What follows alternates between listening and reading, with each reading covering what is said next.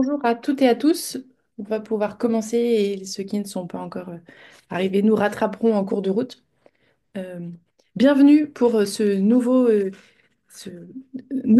troisième séance du cycle de webinaire Nourrir la ville. Je suis Capucine Froin, chargée de mission urbanisme et santé chez Ecopolis. Ce webinaire est organisé par Ecopolis, pôle de ressources francilien sur le bâtiment et l'aménagement durable. En quelques mots, Ecopolis, c'est une association de loi 1901 qui a pour mission d'encourager le changement des pratiques des professionnels du secteur, du bâtiment et de l'aménagement pour tendre vers un monde plus soutenable. Pour ce faire, Ecopolis a quatre grandes activités. Des activités d'information et d'animation au travers de notre site internet, mais aussi des différents événements que nous organisons, comme par exemple ce cycle de webinaire.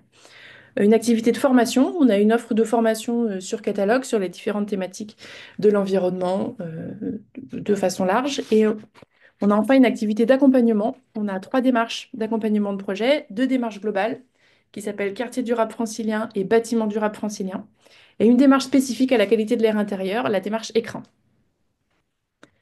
Le webinaire d'aujourd'hui, il est organisé dans le cadre de notre programme d'action Urbanisme et Santé, qui est un programme d'action dédié soutenu par la DRIAT, l'ADEME, l'Agence régionale de santé d'Île-de-France et la MGP, qui est une sorte de mini-écopolis à lui tout seul.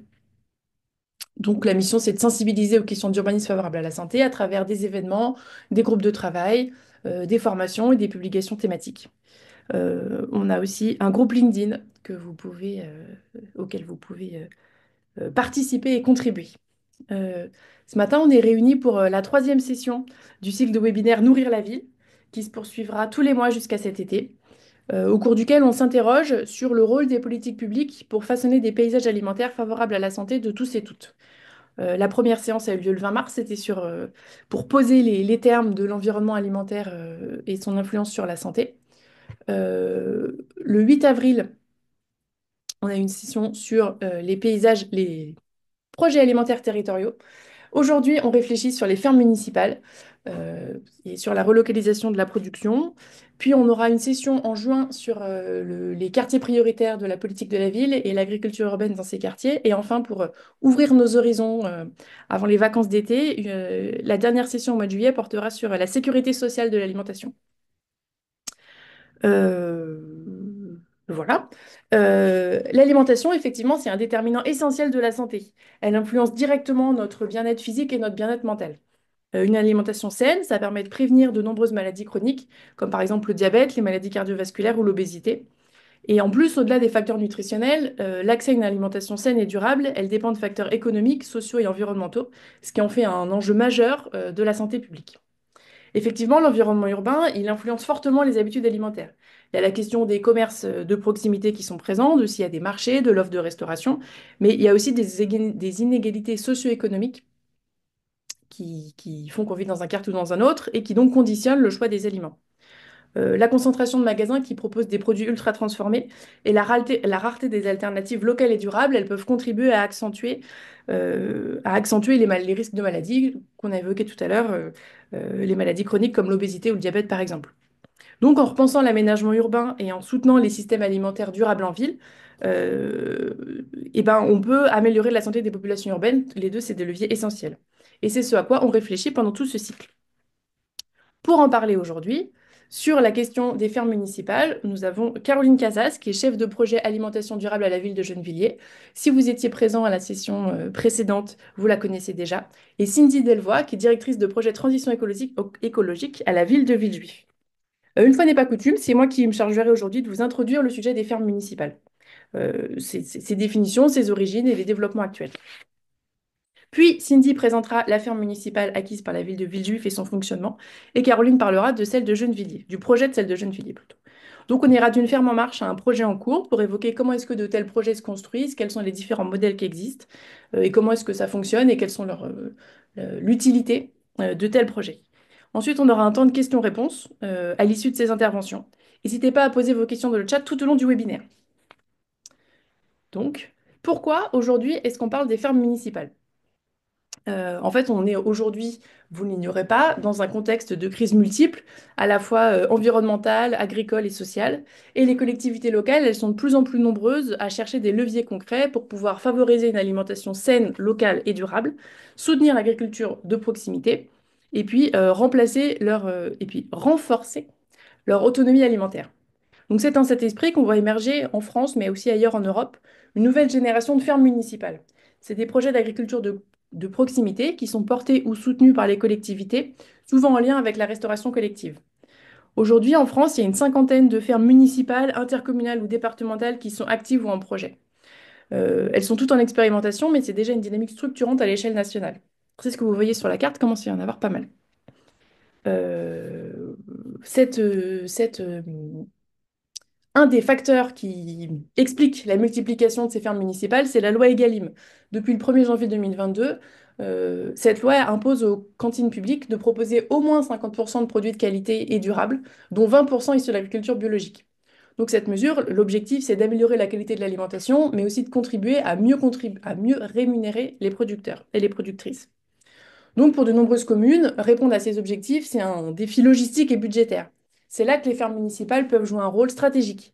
Elles produisent localement pour approvisionner les cantines, elles raccourcissent les circuits, permettent de mutualiser les moyens et de maîtriser les coûts. Ces fermes, elles s'inscrivent aussi dans d'autres politiques publiques, comme les projets alimentaires territoriaux, par exemple, ou parfois même dans les plans climat, en cohérence avec, en général, les ambitions de transition agroécologique. Il y a aussi la crise du Covid qui est venue renforcer ces enjeux puisqu'elle a souligné la vulnérabilité des chaînes d'approvisionnement et a accéléré la volonté des collectivités de reprendre la main sur leur alimentation. Donc, qu'est-ce que c'est qu'une ferme municipale? Une ferme municipale, c'est une activité agricole créée sur un foncier agricole détenu par une collectivité territoriale sur laquelle elle installe un ou plusieurs producteurs ou productrices, beaucoup en maraîchage, mais pas uniquement. Ces producteurs et ces productrices, ils peuvent, mais ils ne sont pas obligés, de vendre leurs produits à la collectivité, notamment pour l'alimentation de la restauration collective. Le tout, c'est dans le respect des règles de la commande publique, évidemment. Une ferme municipale, elle repose sur trois piliers. Ça, c'est issu des rencontres de l'agriculture, des rencontres des fermes municipales de l'année dernière. La définition auxquelles sont parvenus les participants, participantes. Il y a trois piliers. Donc, une restauration collective publique qui est portée par une collectivité, une production en agriculture biologique et une gouvernance publique. Il y a deux grands modèles d'organisation qui coexistent. Il y a la régie agricole municipale, donc ça c'est une gestion internalisée. C'est la collectivité en elle-même qui est exploitante. Donc elle embauche directement un ou une agente agricole elle définit le cahier des charges de production, souvent c'est en bio, choisit les cultures et maîtrise les volumes et les débouchés. Donc en gros c'est un service public de production alimentaire à part entière. L'autre modèle, c'est un modèle externalisé via des structures hybrides, par exemple, alors je ne sais pas si on dit SKIC ou SCIC, mais je dirais SKIC parce que c'est plus rapide et plus rigolo, ou SCOP. Par exemple, la ferme de l'Envol, c'est ce modèle-là, à Brétigny. Donc, dans ce cadre, la collectivité, elle peut confier la gestion à une SKIC. Une SKIC, donc, c'est une coopérative d'intérêt collectif qui réunit des entreprises, des associations, par exemple des AMAP, et les collectivités, et peut-être d'autres investisseurs. Donc là, cette structure, elle définit les orientations et le portage des investissements. Et la ferme en elle-même, elle est parfois, souvent, en SCOP, donc en une coopérative de production qui est liée à un bail rural et des contrats de vente. Du coup, elle vend directement à la SKIC. Et la collectivité, dans ce cadre, elle peut céder le foncier via un bail emphytéotique. Donc en fait, dans ce modèle-là, ça permet de mutualiser les financements et la gouvernance. Il y a aussi un levier important sur les questions sur les fermes municipales, c'est la question du foncier. Il y a beaucoup de projets agricoles municipaux qui se heurtent à cette réalité. Des fois, il y a un manque de terre qui est maîtrisé, qui est disponible ou maîtrisé. Les collectivités, elles peuvent donc, dans ce cadre-là, mobiliser leur propre foncier public, préempter ou acheter via les SAFER, ou inscrire dans leurs documents d'urbanisme, notamment les PLU et les SCOT, la volonté de lancer ce type de projet. Donc en fait, le foncier, c'est du pouvoir d'agir sur le long terme. Je pense qu'on y reviendra avec nos intervenantes. C'est souvent le point de départ stratégique d'une politique alimentaire territoriale. Euh, un exemple fondateur des fermes municipales, c'est Mouansartou. Mouansartou, c'est une commune dans les Alpes-Maritimes qui a lancé en 2011 une régie municipale agricole pour produire localement des légumes bio qui sont destinés à ses cantines, faute de maraîchers bio dans les environs. Aujourd'hui, à Montsartou, il y a 85% des légumes servis à la cantine qui sont produits localement. Les repas sont à 100% bio, sans surcoût. Le gaspillage a été divisé par 3 et la commune a créé une maison de l'éducation à l'alimentation durable qui forme aujourd'hui d'autres collectivités qui ont envie de lancer des fermes municipales. Elle partage, donc Montsartou partage son expérience et puis elle a été à l'initiative d'une première journée nationale des fermes municipales qui aboutit à la création d'un répertoire national des projets existants que vous voyez là. Il y a donc une deuxième édition cette année qui se tiendra à Épinal à la fin du mois de juin. Donc,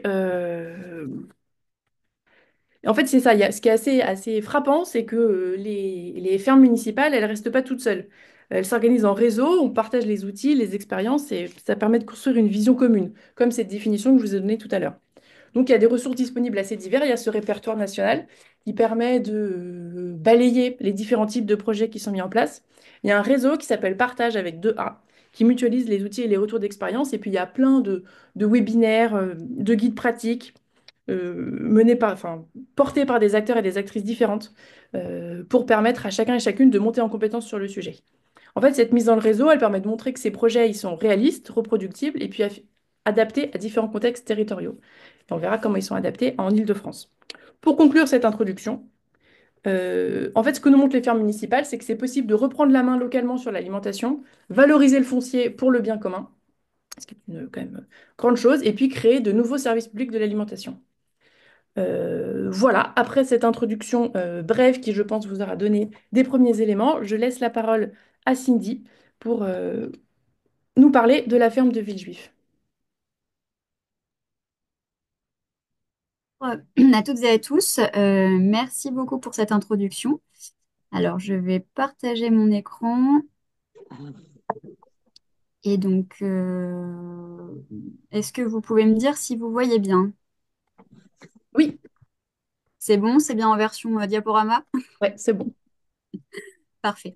Eh bien, merci beaucoup. Donc, je suis Cindy Delvoye, je suis directrice de la transition écologique pour la commune de Villejuif. Et effectivement, nous avons acheté une ferme communale, donc la ferme des Frémis, que nous gérons en régie municipale. Donc déjà peut-être pour commencer, vous dire un petit peu où se situe Villejuif. C'est donc une commune qui se situe dans la première couronne de l'Île-de-France, dans l'EPT qui couvre à la fois l'aéroport d'Orly et le mine de Rungis. On est une commune qui a environ 60 000 habitants. Et au niveau du contexte social, ce que je voulais vous indiquer, c'est qu'on est sur un taux de pauvreté aux alentours de 21%, avec des familles monoparentales d'environ 20%. Voilà, donc ça c'était pour vous donner déjà une petite image de la ville de Villejuif.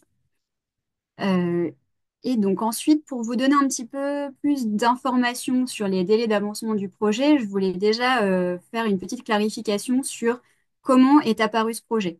Donc nous, c'est un projet un petit peu atypique, puisque à l'origine, on partait d'une commande qui était centrée uniquement sur le droit aux vacances. Donc voilà, en avril 2022, globalement, on sort encore du Covid et on part du constat que les habitants à Villejuif vivent pour la plupart dans des logements plutôt collectifs, des immeubles, et donc avec peu d'accès à des jardins et des espaces extérieurs, même si voilà, il y a des parcs à Villejuif, mais forcément, c'est pas suffisant. On part aussi du constat que les enfants sont pour environ 40% ne partent jamais en vacances. Donc voilà, l'idée c'est de se dire, on va essayer de chercher un terrain sur lequel on pourra organiser des vacances dans un format plutôt camping, déjà pour réduire les coûts, mais aussi pour avoir plus de liens avec la nature. Euh, Essayer voilà, de chercher ce terrain. Donc sur les recherches de terrain, on les a commencées à l'été 2022 et on a donc identifié notre terrain en décembre 2022. Donc voilà, en gros, 6 mois de recherche. Les recherches n'ont pas été évidentes, hein, déjà parce que trouver le site sur lequel trouver le terrain, c'était pas évident. De mon côté, je me suis rapprochée du service urbanisme qui m'a donné quelques liens, mais qui étaient pas forcément, qui correspondaient pas forcément à ce que je recherchais. Et donc, de mon côté, j'ai trouvé le terrain sur le site du Bon Coin. Voilà, ça peut prêter à faire sourire, mais c'est comme ça que ça s'est passé.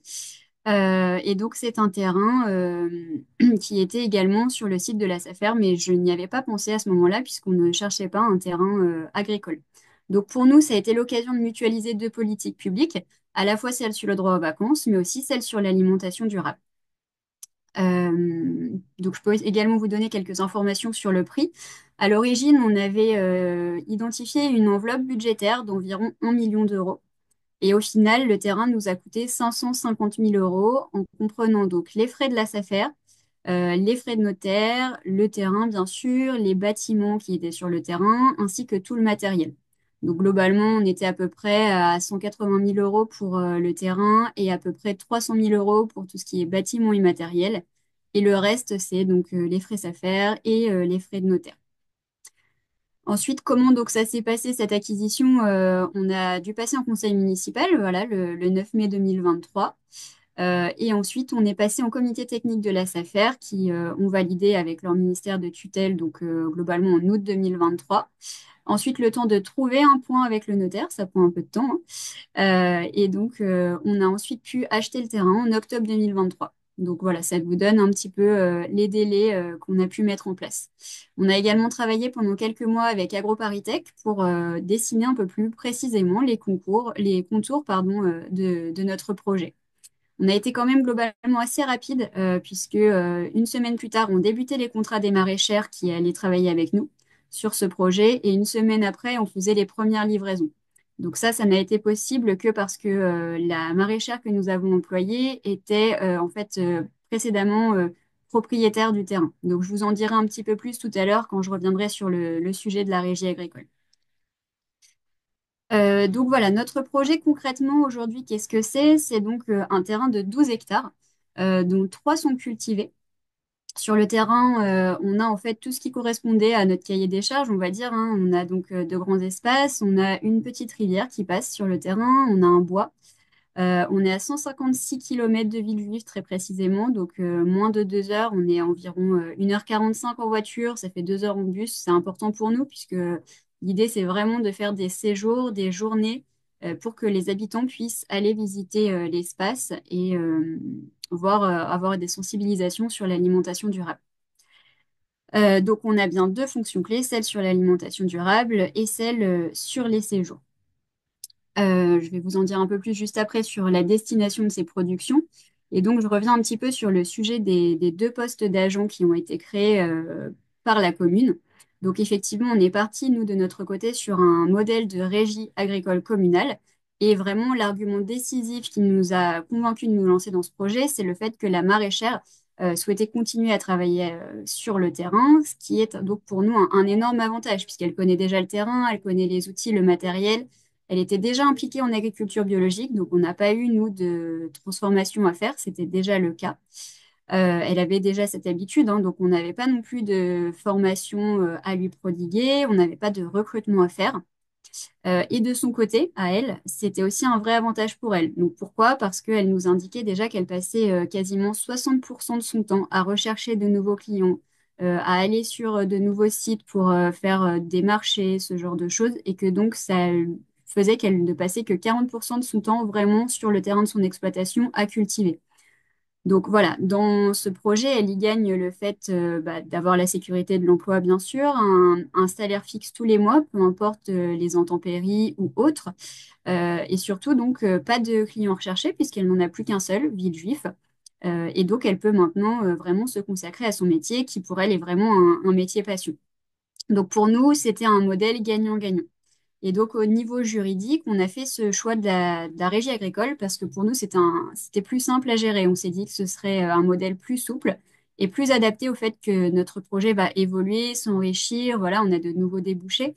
Et donc, ça nous permet de garder la main, d'être plus réactif et d'adapter donc le projet. Pour nous, c'est moins contraignant en fait qu'un marché, d'avoir une DSP ou toute autre forme juridique. Finalement, en fait, pour que ce soit plus concret pour vous, la ferme devient un service comme les autres. Donc, si on prend un parallèle avec la culture, la médiathèque, c'est donc un service de la direction de la culture. Et donc, nous, la ferme, c'est un service de la direction de la transition écologique. Je voulais juste mettre peut-être une petite nuance sur le fait que pour nous, ça a été possible uniquement parce qu'on a des cuisiniers dans les crèches, des cuisiniers et des cuisines. Et donc, ça permet en fait de pouvoir faire la transformation des légumes. Donc, je vous mets sur la slide suivante la destination de nos différentes productions. Donc, principalement, ce sont pour les crèches de la ville. Ça représente environ 230 repas quotidiens. La deuxième destination, ce sont les paniers solidaires. Donc, ils sont distribués tous les mardis matin dans 3 différents lieux.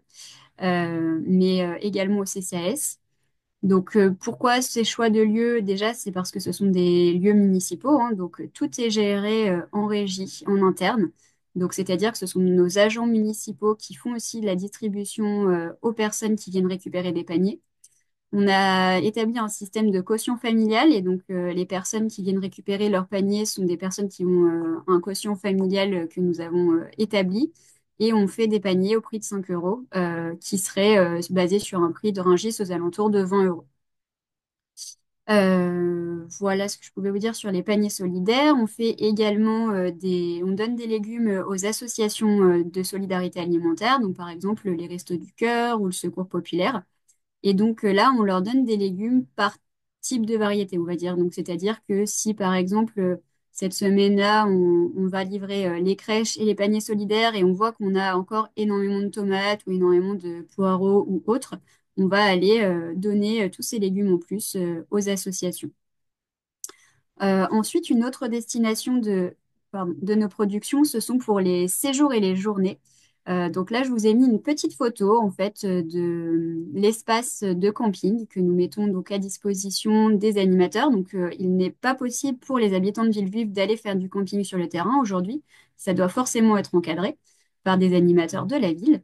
Euh, et donc, voilà, on leur propose en fait des tentes que nous installons nous-mêmes et qu'ils peuvent utiliser pour aller en séjour ou en journée. Donc la petite photo que vous voyez juste en bas, c'est dans le cadre de Villejuif Respire. C'est un événement que nous organisons tous les étés pendant l'été.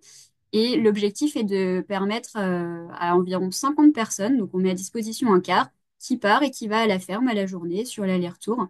Et les familles, donc avec des enfants parfois très jeunes, peuvent y aller et un peu mettre les mains dans la terre, on va dire, pour expérimenter un petit peu ce que c'est que d'être à la ferme.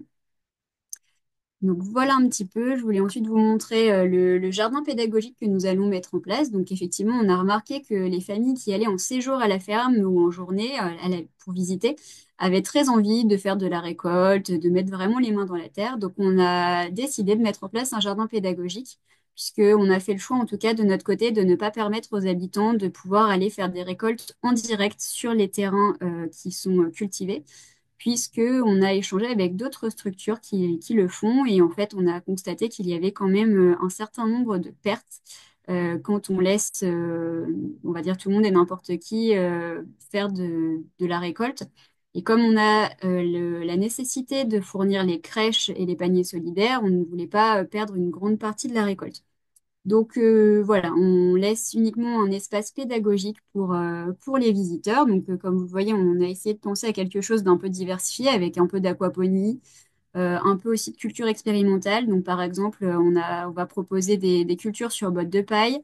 Donc là, bon, c'est encore très schématique, hein, mais c'était juste pour vous donner une petite idée de à quoi ça allait ressembler. Euh, pour information, on a également installé un verger. Donc, comme vous voyez sur la première photo, c'est installé sur l'espace camping parce que je ne sais pas si vous avez remarqué, je vous remets la photo des tentes. Il n'y a pas vraiment d'arbres sur cet espace. Donc, c'est vrai que pour la partie ombrage, c'était compliqué.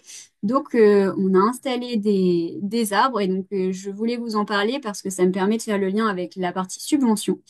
Donc effectivement, c'est assez légitime de se poser la question de savoir si on a pu avoir des subventions et bah, c'est la seule qu'on a pu obtenir, celle de l'implantation d'un verger.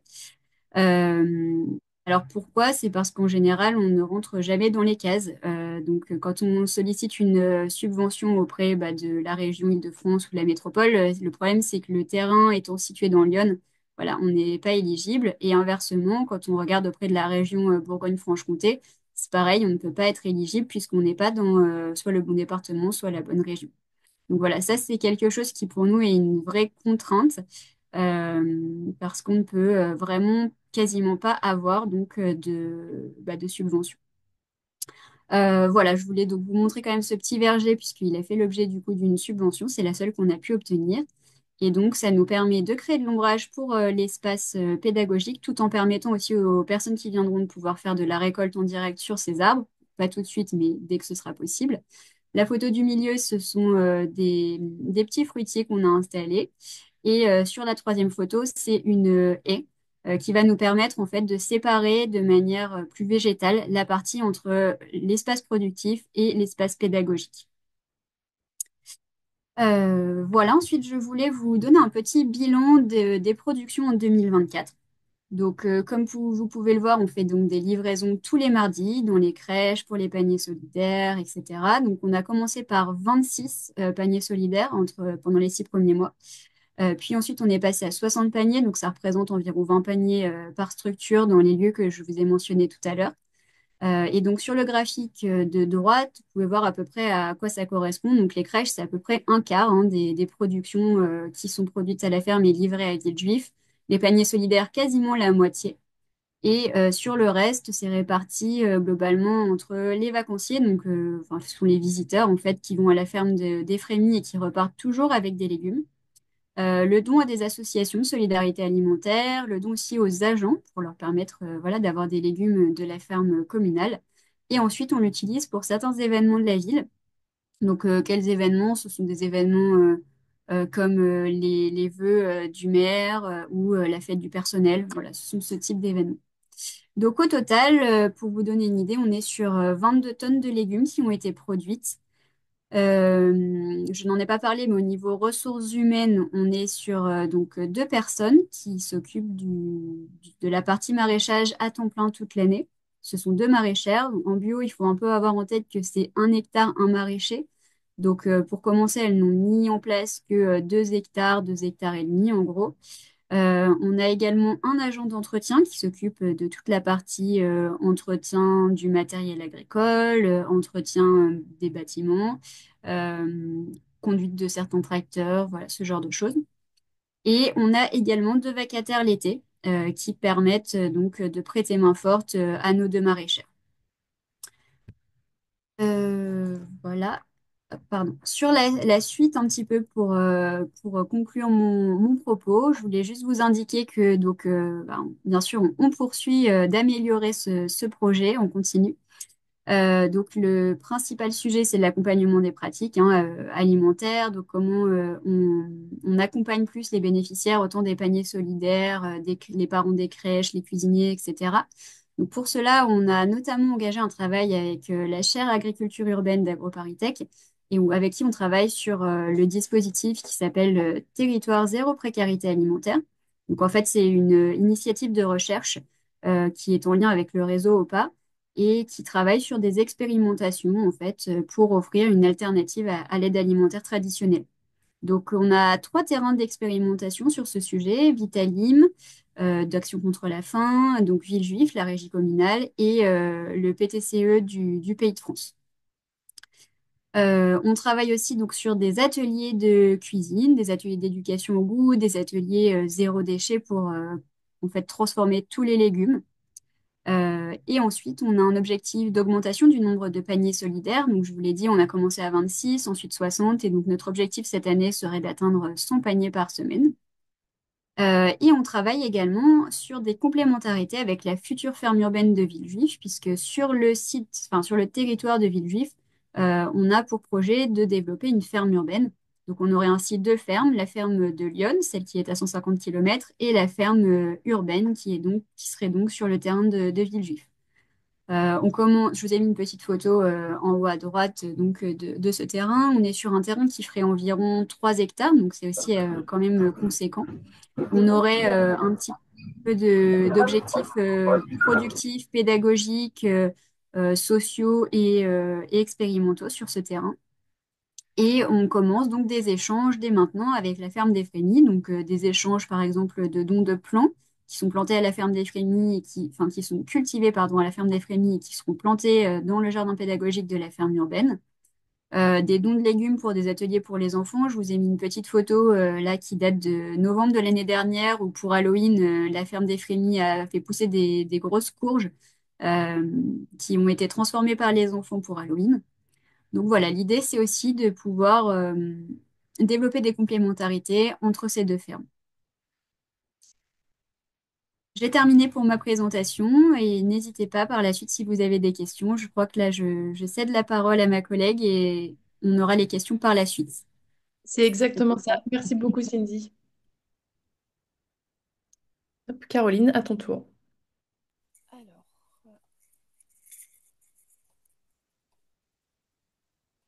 est-ce que vous voyez mon partage? C'est en cours. Ouais, on voit ton PowerPoint pas encore en plein écran. Non, ouais, je réactivais juste la caméra. Et est-ce que là, c'est bon? En plein écran? Non, ça n'est pas en plein écran. Non. Hop, hop. Et là? Non. Bon, Hop. Alors, je recommence, sinon on fera avec... sinon ça ne sera pas. Ouais. Alors, là, vous avez en plein écran ou en normal, en tout petit, en plus petit? Là, on n'a pas ton écran. Vous voyez pas mon écran? Non. Bah, j'ai pas été au bout du partage. C'est pour ça. Hop. Et là, on est comment? On voit ton écran, mais pas en plein écran. Sinon, Et là, pas en plein écran non plus. non, Ok, bon, bah, on va partir en écran comme ça. ça Hop. sera très bien aussi. Voilà, parfait. Ok, donc bah, du coup, pour me présenter, donc, je suis Caroline Cassas, je suis chef de projet alimentation durable à la ville de Gennevilliers et je suis en charge du projet alimentaire territorial de la ville et du projet de ferme, alors pas municipale, mais du projet d'exploitation agricole. Donc juste pour vous situer, Gennevilliers, Gennevilliers est une commune qui se situe au nord du département des Hauts-de-Seine, donc vraiment au bout d'une des boucles de la Seine.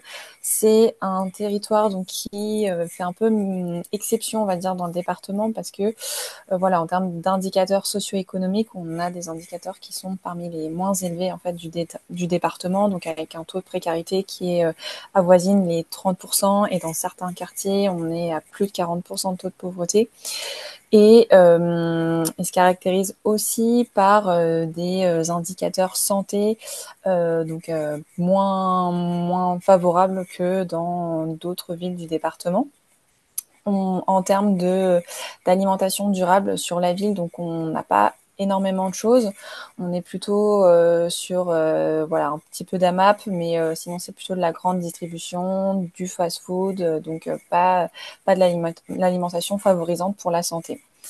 Donc le projet de ferme, il est né en fait d'une réflexion qui a été menée par le maire actuel sur son précédent mandat.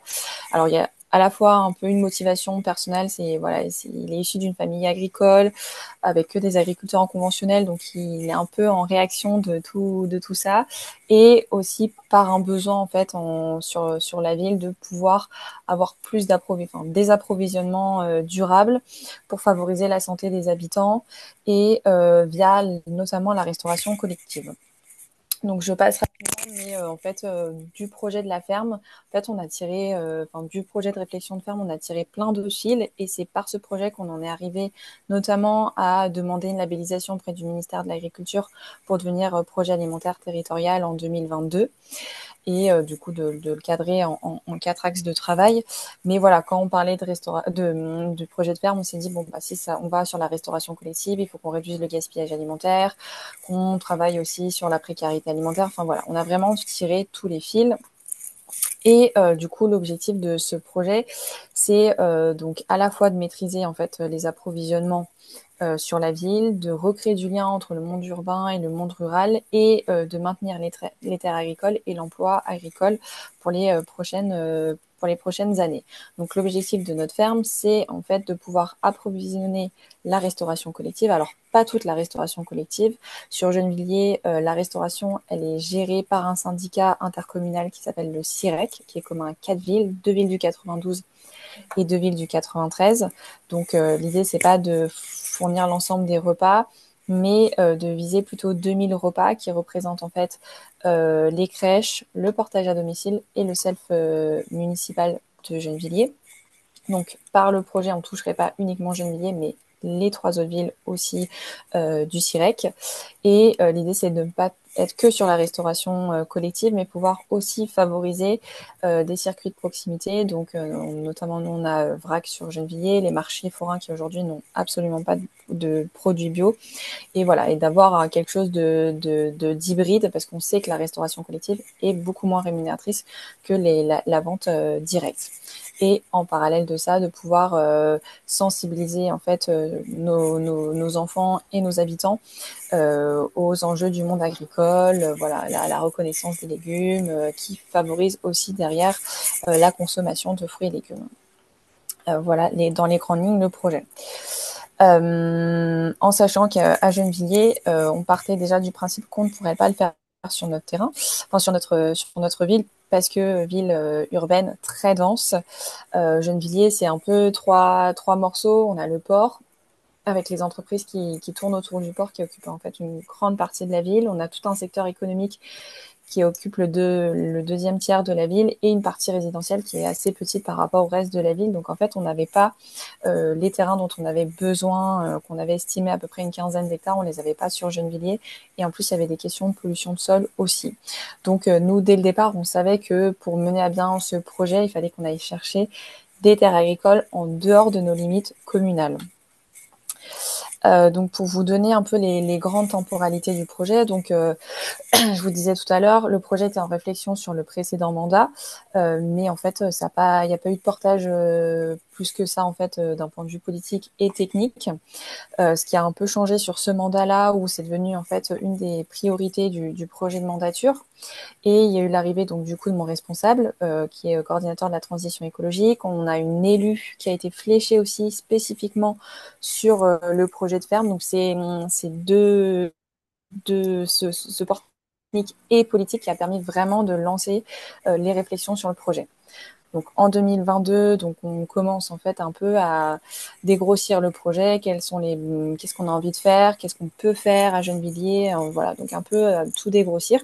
Donc à ce moment-là, on est accompagné par des étudiantes d'AgroParisTech, voilà, pour nous aider d'un point de vue compétences agricoles que nous on n'avait pas du tout en interne. Donc on commence aussi à dessiner des scénarios, et on commence à faire des inscriptions budgétaires pour un accompagnement plus technique à partir de 2023. Donc on commence cet accompagnement technique avec Ferme d'Avenir, qui nous accompagne toujours aujourd'hui. On précise un peu en fait les éléments du projet, et on commence la prospection foncière, donc dans la foulée du lancement de l'accompagnement par Ferme d'Avenir. Et on va dire que fin 2023, début 2024, on identifie une ferme qui nous intéresse vraiment. Et c'est sur l'année 2024 qu'on va énormément travailler sur cette ferme.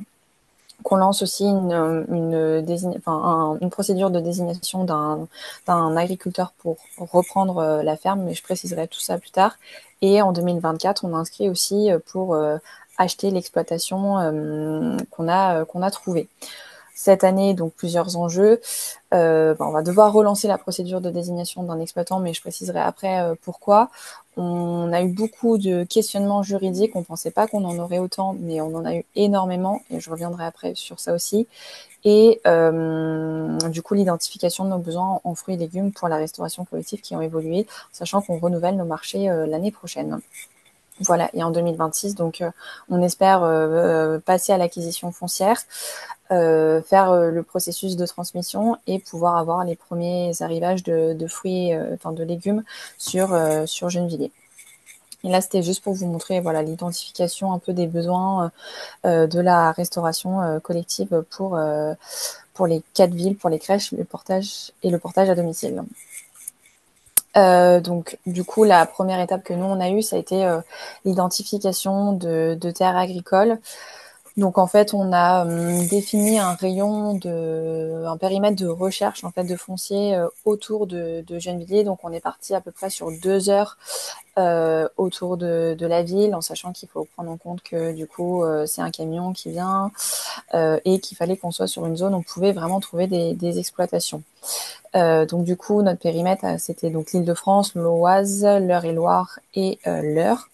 Et comme on partait chercher sur en dehors de notre département potentiellement, du coup, on a préalablement transmis des courriers en fait de la part du maire à la SAFER, aux chambres d'agriculture, pour qu'ils ne soient pas surpris en fait qu'une ville se lance dans un projet de ferme et qu'on souhaite en fait acquérir une exploitation en dehors de nos limites communales.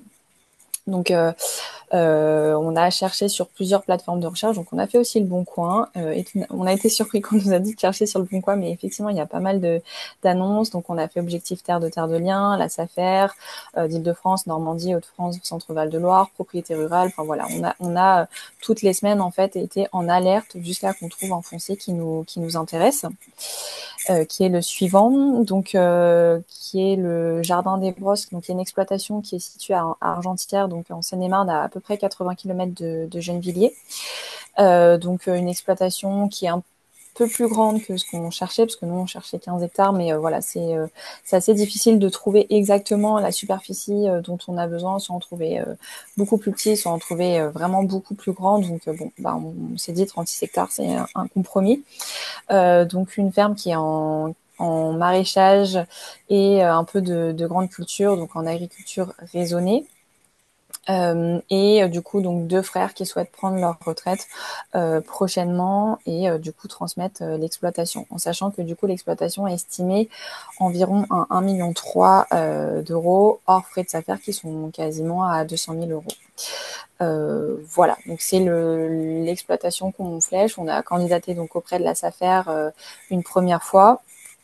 On a été retenu donc par le comité technique de la SAFER pour acheter l'exploitation. Mais on va dire que nous n'avons pas pu l'acheter pour l'instant pour des questions juridiques. Voilà, on a eu beaucoup d'aléas juridiques qu'on n'avait pas forcément anticipé, parce qu'en fait la ferme c'est pas uniquement des terrains à vendre, mais en fait c'est des terrains qui sont inclus dans une entreprise agricole, et les collectivités n'ont pas vocation à racheter des entreprises agricoles. Donc ça nous a occupé en fait pendant plus de 6 mois pour voilà, démêler ce qui était possible, en sachant qu'on est à cheval sur deux types de droits, le droit public et le droit rural, et ils s'embriquent pas forcément toujours très bien. Donc c'est pour ça qu'aujourd'hui, malgré l'identification d'un terrain et tous les feux verts, on n'a pas pu en fait aller au bout de l'achat. Donc là, la proposition qui a été faite, ça a été de sortir en fait le foncier et les bâtis de cette entreprise agricole pour que la ville de Gennevilliers puisse investir en fait dans ce foncier, dans ces bâtiments. Voilà, donc ce que je vous disais, les réflexions juridiques, donc elles nous ont, enfin en fait ça a été un peu c'est aujourd'hui notre plus grosse difficulté, parce que le foncier on l'a identifié assez rapidement et puis on en a visité plusieurs autres. Mais voilà, c'était vraiment qu'est-ce qu'on peut faire, en sachant que il y a la question de la compétence, des compétences des collectivités. Donc il faut pouvoir justifier quand même d'un besoin et d'une nécessité d'aller sur une compétence qui n'est pas celle d'une commune. Nous, on se rajoutait en plus le fait qu'on a transféré notre compétence de la restauration collective donc à notre syndicat de restauration collective. Donc en fait, n'ayant plus cette compétence, ça rajoute une complexité en fait au projet. On a la question de la commande publique, voilà, qui du coup a quand même des règles assez strictes. Et j'ai oublié un point, et bon, c'est sorti de ma tête, c'est pas grave, ça reviendra. Du coup, on a regardé plusieurs modèles. Donc on a été au départ un peu, enfin voilà, au début en 2022-2023, on a vraiment regardé tous les modèles qui existaient, et après petit à petit en fait on a resserré un peu les taux pour partir sur vraiment 2-3 modèles maximum. Donc assez rapidement on a évacué la question de la régie municipale, tout simplement pour des questions de coûts. Voilà, le choix politique c'était pas forcément on était prêt à avoir des gros coûts d'investissement, mais sur le fonctionnement, voilà, il fallait qu'il n'y ait quasiment pas de coût de fonctionnement. Donc la régie a été écartée assez rapidement, et de plus nous ne pourrions pas faire une régie municipale du fait de la compétence transférée de la restauration collective. Donc en fait on ne peut pas créer quelque chose pour une compétence que nous n'avons plus aujourd'hui. Donc après, on a regardé aussi le modèle de la société publique locale. Mais pareil, les modèles publics étaient intéressants pour la partie restauration collective, parce que ça nous permettait de sortir de la commande publique. Par contre, c'est des coûts, enfin, c'est des modèles qui sont plutôt coûteux et, enfin, en tout cas, c'était pas le choix fait par les élus. Donc, on est parti sur les modèles plutôt privés, enfin, soit semi-privé, semi-public, soit complètement privé. Donc, on a beaucoup travaillé sur le modèle de la SIC, de la SEM, qu'on a évacué pour des questions aussi de coûts et de complexité à faire intervenir des acteurs privés, notamment des partenaires financiers. Donc je pense aux banques, aux fondations, voilà, on est sur, les projets de ferme sont pas des projets qui vont permettre de faire des bénéfices. Hein, c'est des bénéfices, mais plutôt sociaux, plutôt humains, voilà, mais pas forcément pécuniers. Et on a rencontré beaucoup de difficultés à mettre sur la table des partenaires financiers. Donc voilà, c'est pour ces raisons et les coûts de fonctionnement qu'on a mis de côté le modèle de la SEM et de la SIC. Et aujourd'hui, on travaille sur la question donc d'acheter ces terres et des modes de contractualisation possibles. Et aujourd'hui, le modèle qui pourrait plutôt se dessiner de notre côté, ce serait un modèle de concession agricole. Voilà, qui nous permettrait de notamment répondre à la question de la commande publique, qui est quand même un gros sujet pour aller vers la restauration collective. Et du coup, j'ai retrouvé ce que je voulais dire tout à l'heure. Le modèle privé permettait aussi d'avoir un équilibre financier pour les agriculteurs, qui du coup ne seront pas employés de la mairie, avec la restauration collective, même si on travaille les prix, qui n'est pas suffisamment rémunératrice, et d'avoir un modèle, enfin voilà, des débouchés privés qui permettent en fait à l'entreprise agricole de se maintenir. Donc rapidement sur les partenaires qu'on a eus, donc comme je vous disais tout à l'heure, donc Ferme d'Avenir qui nous accompagne depuis 2 ans. Donc c'est vraiment un accompagnement de A à Z du cadrage du projet, de la recherche foncière, des études de faisabilité, de la modélisation de la ferme et du recrutement des porteurs de projets pour reprendre la ferme. Donc c'est vraiment de A à Z. Depuis peu, on est accompagné par un cabinet spécialisé dans à la fois droit public et droit rural. Comme je vous disais avant, voilà, c'est vrai que nous, on avait notre service en interne qui avait vraiment cette compétence droit public et un accompagnement via l'avocat de la SAFER sur le droit rural, mais on avait besoin d'une tête qui ait les deux droits en tête, justement. Donc, on a des missions d'accompagnement par eux, mais aussi beaucoup de ressources en interne. Donc, on a fait appel à notre direction des affaires juridiques, financières, du patrimoine bâti, de l'environnement, droit des sols. Enfin, voilà, on a vraiment mobilisé un maximum de directions en interne et un partenaire incontournable qui est le CIREC, du coup, notre syndicat de restauration collective, qui est depuis le départ, en fait, dans la boucle du projet. Après, il y a d'autres partenaires qui agissent de façon beaucoup plus ponctuelle. Donc en 2024, quand on réfléchissait à un modèle de SEM, on a été accompagné donc par la Fédération des EPL pour les réflexions juridiques. Depuis qu'on travaille sur le foncier d'Argentière, donc on travaille énormément avec la SAFER sur voilà la reprise de cette exploitation, sur tous les freins et leviers juridiques et sur la recherche d'exploitants repreneurs. Et de manière ponctuelle, on a des échanges avec la Chambre d'agriculture sur l'Île-de-France. Mais il y a plein d'autres acteurs qui existent et qui sont mobilisables. Voilà, non, ça s'est fait vraiment en fait chemin faisant. On a rencontré petit à petit plein d'acteurs, mais il y en aurait plein d'autres à mobiliser. Juste voilà, sur les cofinancements, donc pareil, de notre côté, on n'a pas eu 1000 cofinancements. Aujourd'hui, on en a eu 2 pour la même chose. Donc, on a eu un cofinancement via la préfecture de région avec le plan France Relance et par la Banque des Territoires Caisse des Dépôts pour l'accompagnement technique que l'on a depuis 2023 avec Ferme d'Avenir. Et aujourd'hui, on essaye de mobiliser des cofinancements via l'agence de l'eau Seine-Normandie. Mais aujourd'hui, de sûr, on a eu France Relance et la Banque des Territoires.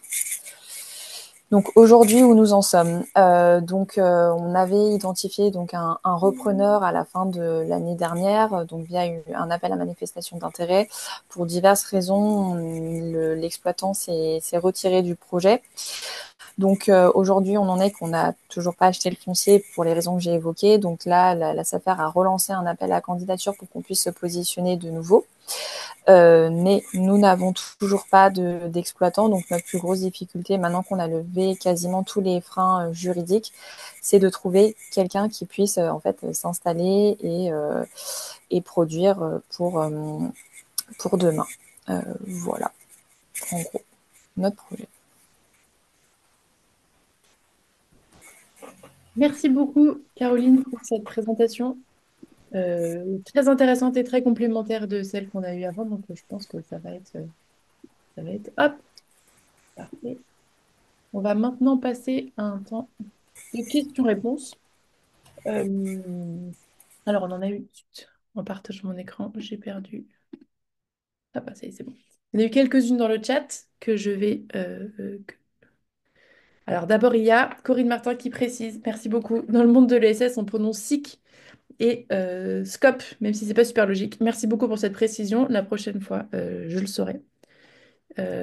Marion Claire qui demandait si on aurait accès au support du webinaire. Oui, bien sûr, il y aura les supports et le replay qui seront disponibles en ligne sur le site d'Ecopolis rapidement. Puis, Christine Aubry qui nous fait une explication, peut-être plus qu'une question, mais alors, je vois que vous en avez fait une autre derrière. Peut-être que vous pourrez prendre la parole à l'oral si vous voulez expliquer ça. Je lis celle-ci. Une question stratégique pour le choix entre régie externalisée et la question de la possible maîtrise des débouchés des produits par la collectivité qui a financé et ou facilité l'installation agricole. Il y a la débouchée vers la restauration collective, mais ça ne paye pas tant que ça, effectivement, c'est ce qu'a évoqué Caroline après. Il y a aussi la question centrale de l'éthique. À qui est-ce que les fermes municipales contribuent-elles? L'alimentation de tous et toutes, notamment de ceux qui n'ont pas les moyens d'aller en AMAP, par exemple. La question éthique, c'est de savoir à qui servent les fonds publics de la collectivité en termes alimentaires, au-delà de la restauration collective, lorsqu'elle est effective. À Villejuif, c'est un exemple de prise en compte explicite de cette question. La ferme de l'Envol, à Bretigny, que j'évoquais tout à l'heure, ça serait plutôt un contre-exemple par rapport à cela. Effectivement, débouché AMAP et restauration commerciale, pas encore Restoko à ma connaissance. Effectivement, effectivement, c'est une bonne remarque, une bonne question. Est-ce que vous voulez euh, expliciter sur cette question-là, Christine? Oui, bah merci. Alors merci beaucoup à vous deux, c'est vraiment très intéressant. Et puis bravo pour ce que vous faites. Euh, oui, je pense que c'est vraiment la question centrale. Elle est au-delà de l'installation agricole. Elle est vraiment à quoi va servir cette installation agricole et à qui va servir cette installation agricole. Alors comme l'a dit fort justement Caroline, la question de la restauration collective. Bien sûr, les collectivités, elles ont besoin de ça et c'est important qu'elles puissent aller vers cet approvisionnement-là, mais ça paye rarement beaucoup, hein. Voilà, toutes celles qui ont expérimenté ça le savent. Donc là, aujourd'hui, moi, ce que je crains, enfin en tout cas les questions que je pose par rapport à l'installation externalisée vis-à-vis de la restauration collective d'une part, et vis-à-vis des autres personnes qui ont besoin de manger dans les villes, et notamment dans des villes comme Villejuif ou Gennevilliers, c'est la question du prix, de l'accès et du fait que aujourd'hui l'expérience montre, et dans mon autre intervention, je parle de l'exemple que j'ai pu suivre quasi en direct, hein, de la métropole européenne de Lille. Euh, si on installe des personnes en privé, de manière absolument logique, l'agriculteur devra arriver à faire fonctionner sa ferme en privé. Et très clairement, sur des productions maraîchères, aujourd'hui, on voit, bon, après, il peut y avoir des petites variations, mais pour qu'un agriculteur arrive à s'en sortir bien, correctement, il faut pratiquer des prix type AMAP. Et les prix type AMAP, c'est entre 3 et 5 euros le kilo. D'accord? Donc, on est complètement dans les choux, si j'ose dire, par rapport à la capacité d'achat de la majorité de la population. Donc, aujourd'hui, la question pour moi, qui est à la fois technique, économique et éthique, c'est finalement à quoi servent ces achats par les collectivités de terres agricoles? Est-ce que c'est pour essayer de nourrir de manière un peu inclusive l'ensemble de leur population? Et où est-ce que c'est finalement, de manière pas forcément volontaire au départ, de contribuer à ne nourrir que les personnes qui ont les moyens d'aller acheter cette production-là? Et ou de mettre en danger un agriculteur privé, parce que ça aussi, on l'a vu beaucoup, hein, au cours des 10 dernières années, des gens qui se sont installés, y compris sur des terres facilitées par des communes, et qui se sont cassés la figure. Je reviens juste sur l'exemple de Wavrin parce que je pense qu'il est vraiment super intéressant et je rêve d'avoir enfin les moyens humains de pouvoir aller l'étudier de manière... Voilà, en 2016-2017, la métropole européenne de Lille achète une quarantaine, en fait une cinquantaine d'hectares et ils ont fini par ne garder que 35 hectares. Elle équipe de hangars et tout ça, cette chose-là, coût total plus de 3 millions d'euros. Hein. Elle installe, dans des conditions très intéressantes, 7 maraîchers et un pépiniériste. Idée de la métropole européenne de Lille, on est quand même dans des villes où il y a Roubaix, où il y a Lille, enfin je veux dire où il y a des taux de pauvreté vraiment très importants. Idée évidemment de la métropole, on va nourrir notre restauration collective, on va nourrir nos habitants, etc. Au bout de 2 ans, les 7 maraîchers livraient tous en AMAP sur Paris, pour des raisons économiques évidentes. Ça paye beaucoup mieux sur Paris que sur Roubaix ou que sur Lille. Donc aujourd'hui, qu'est-ce qu'elle fait la métropole européenne de Lille? Elle ne met plus du tout en avant, vous pouvez aller voir sur le site, hein, la question de l'approvisionnement, de la restauration collective ou d'un approvisionnement inclusif.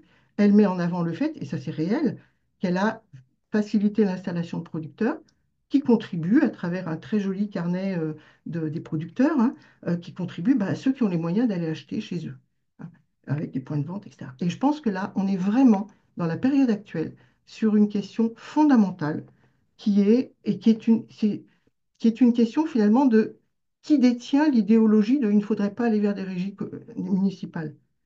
Et c'est pourquoi est-ce que les collectivités n'auraient pas ce droit-là? Voilà, moi je pose vraiment cette question-là par rapport à l'alimentation de tous et de toutes.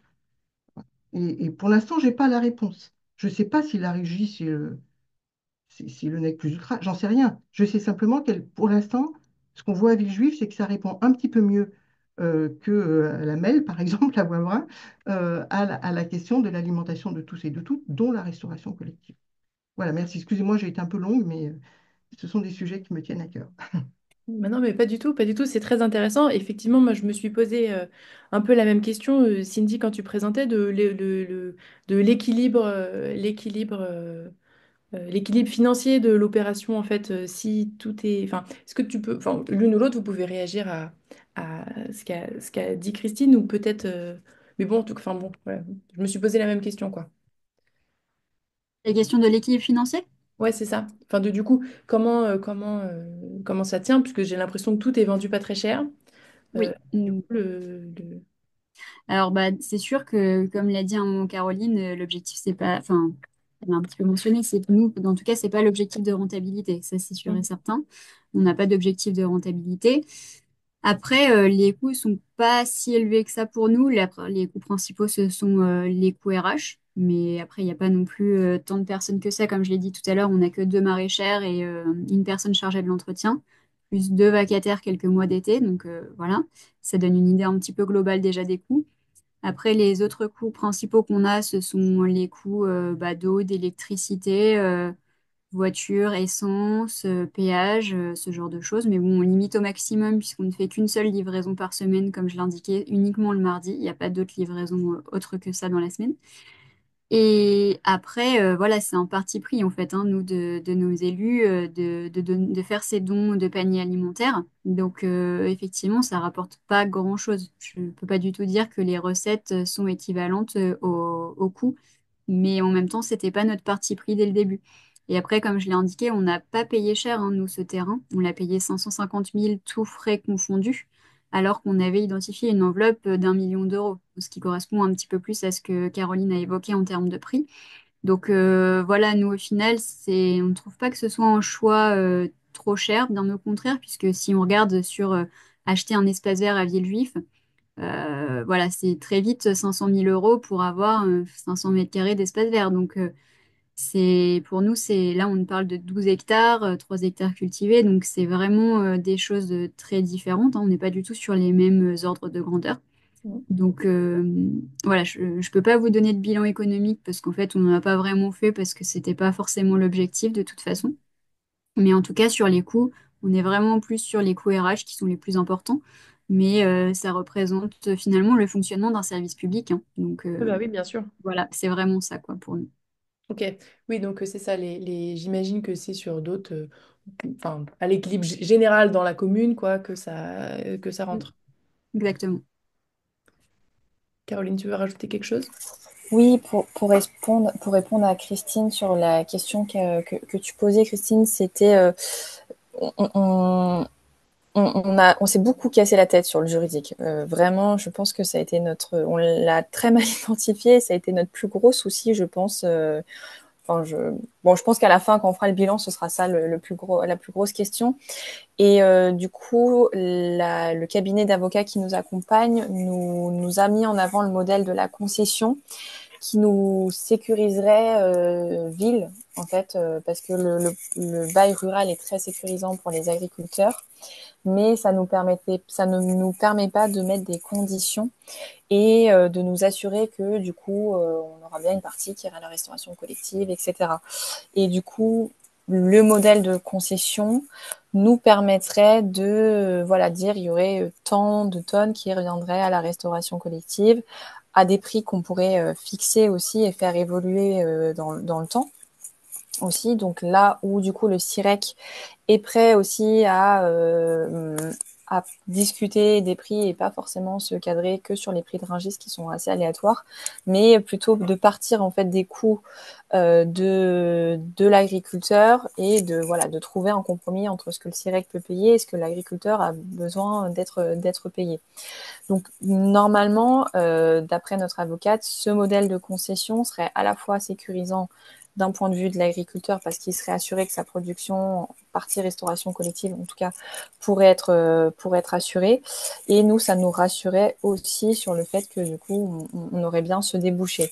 Après, c'est sûr que le débouché privé, il est important. Nous, on est prêt aussi. Enfin voilà, c'est des réflexions qu'on mène. Alors, je pense pas qu'on aura zéro coût de fonctionnement. Je pense qu'il y aura forcément des coûts à long terme sur le projet. Mais c'est sûr qu'en tout cas aujourd'hui, les élus sont pas prêts à avoir des coûts RH supplémentaires. Mais par exemple, donc on fait des distributions alimentaires, donc c'est des choses c'est 1500 paniers qui sont distribués une fois par trimestre. Les visites sur la ferme aussi, on pourrait les payer. Donc on réfléchit peut-être à d'autres moyens pour garantir un minimum de revenus à l'agriculteur en dehors de ce que lui cherchera dans le secteur privé où là en fait on le laisse libre d'y aller tout seul, quoi. Voilà. Très bien. Merci beaucoup, Caroline. Et vraiment, ça nous intéresse beaucoup de suivre ce. C'est peut-être effectivement une voie du milieu, quoi. À voir, à voir. Merci. Très bien. Vicky Moore de Terre de Liens demandait quelle est la différence, tu as commencé à le dire Caroline, entre concession agricole et bail rural. Du coup, c'est juste que, enfin, surtout que sur une concession agricole, on peut poser des concessions, enfin des conditions, c'est ça l'idée? Alors, c'est quand même deux modèles différents. La concession, c'est un contrat qui est passé entre un propriétaire et alors je sais plus les termes, c'est concédé, je crois. Enfin, en gros, donc nous on mettrait à disposition nos terres agricoles à un exploitant qui pourrait voilà en jouir avec ou sans loyer. Il n'y a pas d'obligation de loyer. Et du coup, en fait, il y a des conditions qui doivent être respectées, mais des deux côtés. Donc, c'est-à-dire qu'on a un contrat où nous, on doit respecter un certain nombre de conditions et inversement. Et du coup, l'intérêt de ce modèle, c'était surtout pour la restauration collective. Et ça nous, en fait, c'est comme c'est une des formes de commande publique, mais qui est beaucoup moins contraignante, ça permet d'assurer que l'exploitant sera choisi, enfin pourra être choisi pour la restauration collective. Parce que du coup, ce serait un contrat de concession qui serait passé avec le CIREC, la ville et l'exploitant qui bénéficierait du foncier agricole, quoi.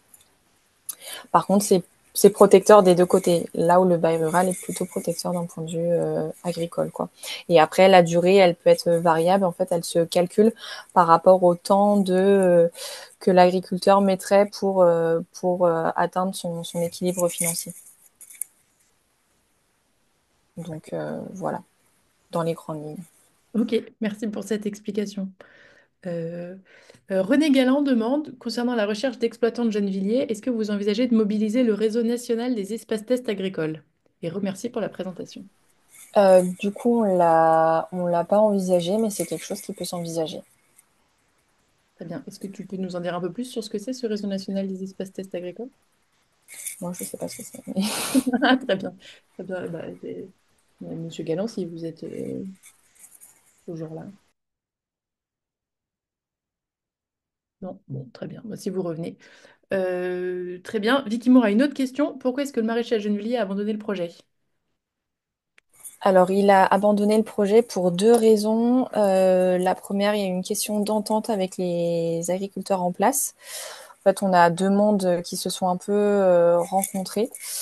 On a un peu enfin, des agriculteurs à l'ancienne, voilà, avec des façons de penser leur sont propres, et voilà, un néo-agriculteur.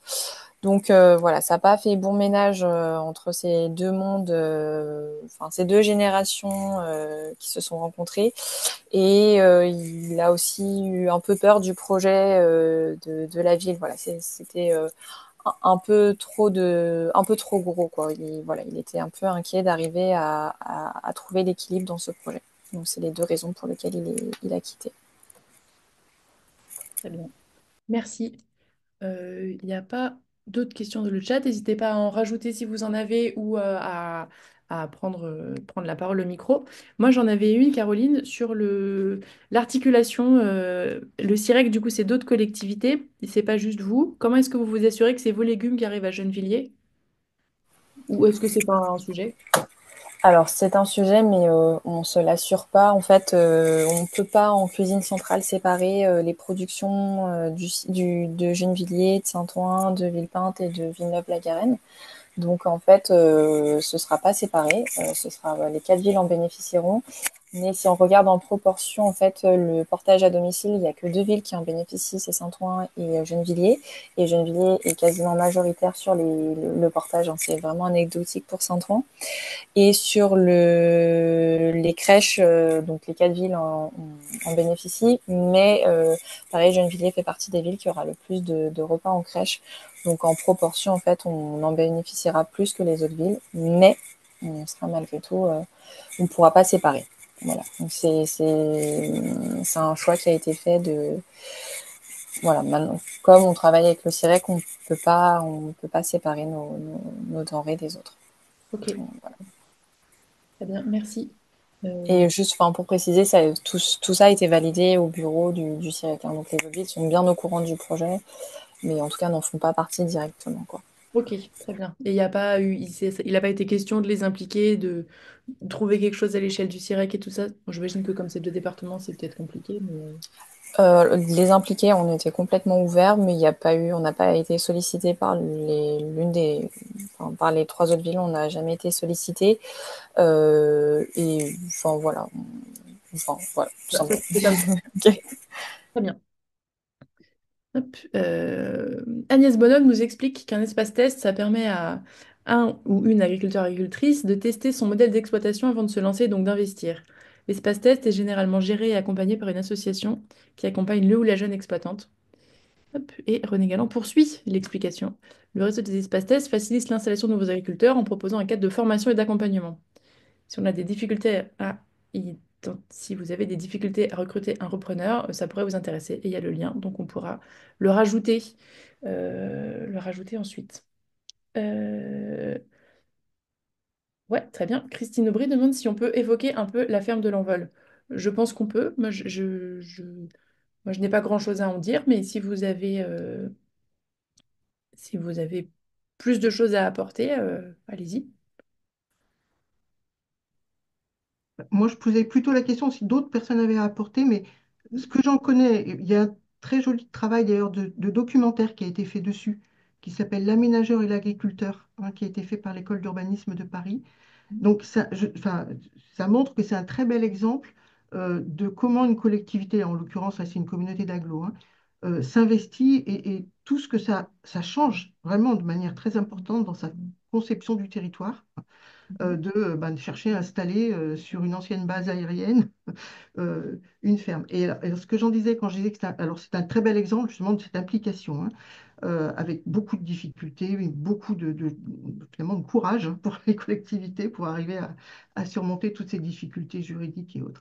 Alors là où se pose effectivement le problème aujourd'hui pour la ferme de l'Envol, c'est que précisément ils n'arrivent pas vraiment bien à, euh, à répondre aux besoins alimentaires du territoire en dehors de la map du coin, ça marche très bien, hein, et en dehors de liens avec la restauration commerciale qui sont compliqués pour les agriculteurs, hein, compte tenu des exigences.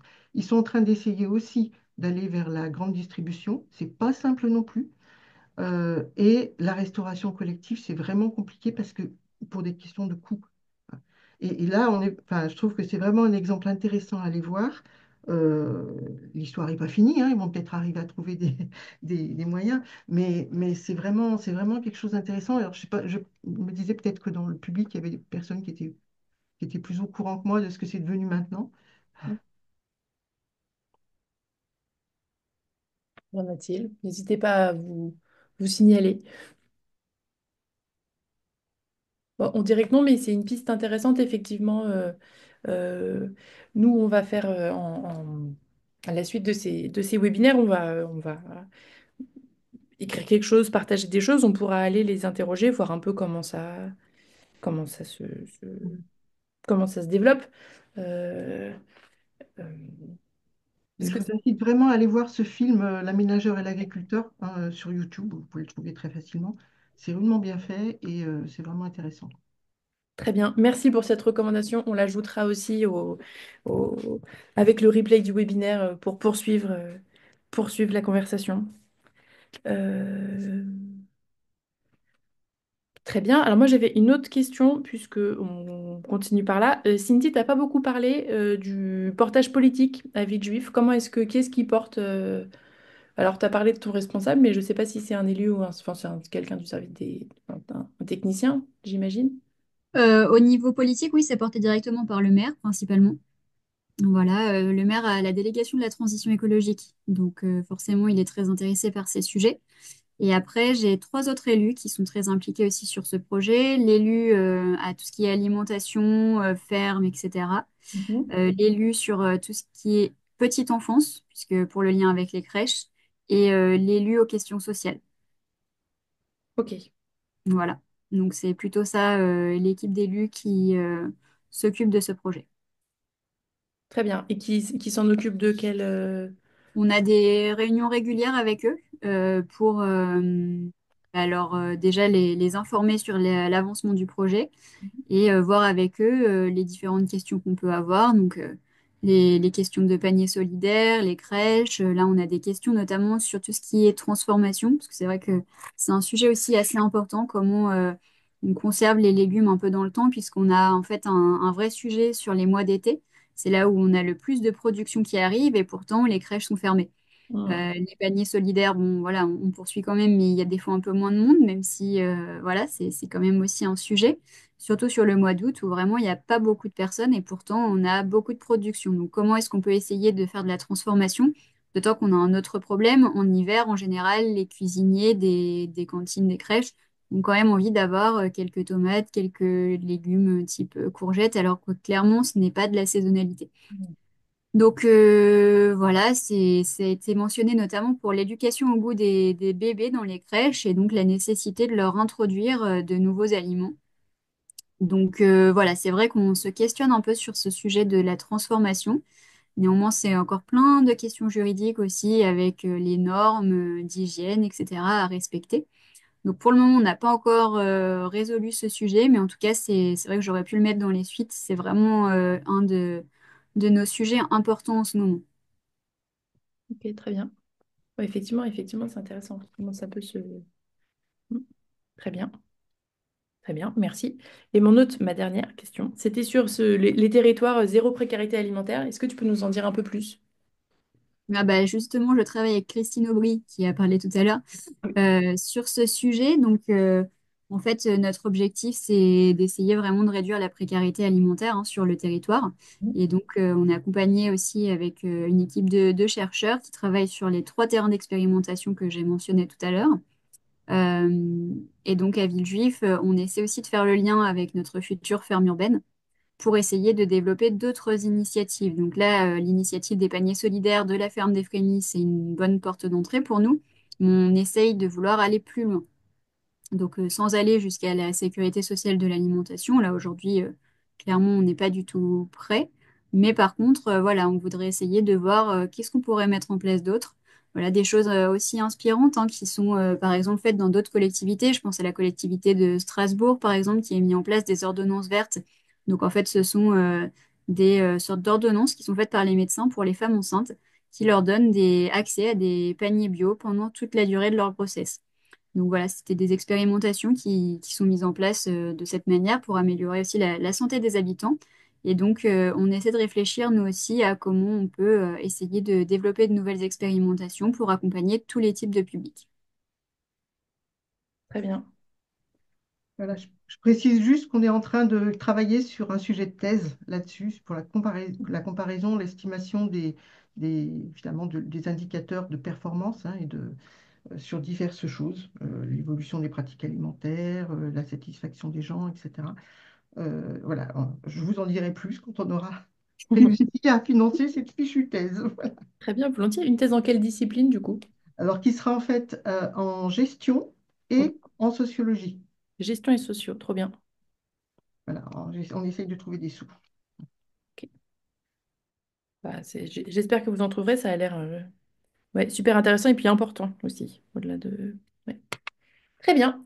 Eh bien, si nous n'avons plus de questions, on va pouvoir terminer ce webinaire. Merci à toutes et à tous pour votre participation. Avant de vous laisser partir, je vous rappelle qu'il y a une prochaine session qui aura lieu le 12 juin, qui portera sur l'agriculture urbaine comme levier de réduction des inégalités sociales de santé dans les quartiers prioritaires de la politique de la ville. Projet ambitieux où nous recevrons Clémentine Decroix du Réfort, Emmanuel Faure et Julia Gachet qui sont scientifiques pour nous parler de la santé et de l'agriculture urbaine. Un ou une représentante de Mercier Raymond et qui parleront donc probablement de la ferme de Grigny et Thomas Isenberg, qui est directeur des espaces publics à la ville de Savigny-le-Temple, pour nous parler du projet de ville nourricière à Savigny-le-Temple. Cette table ronde sera rediffusée dans les jours à venir sur notre site avec les supports de présentation. Merci à toutes et à tous pour votre écoute enthousiaste. Merci à nos intervenants intervenantes et à ma collègue Camille qui a contribué dans l'ombre au bon déroulement de ce webinaire. Donc à la prochaine fois et bonne journée à tous et toutes. Merci, bonne journée. Merci. Merci.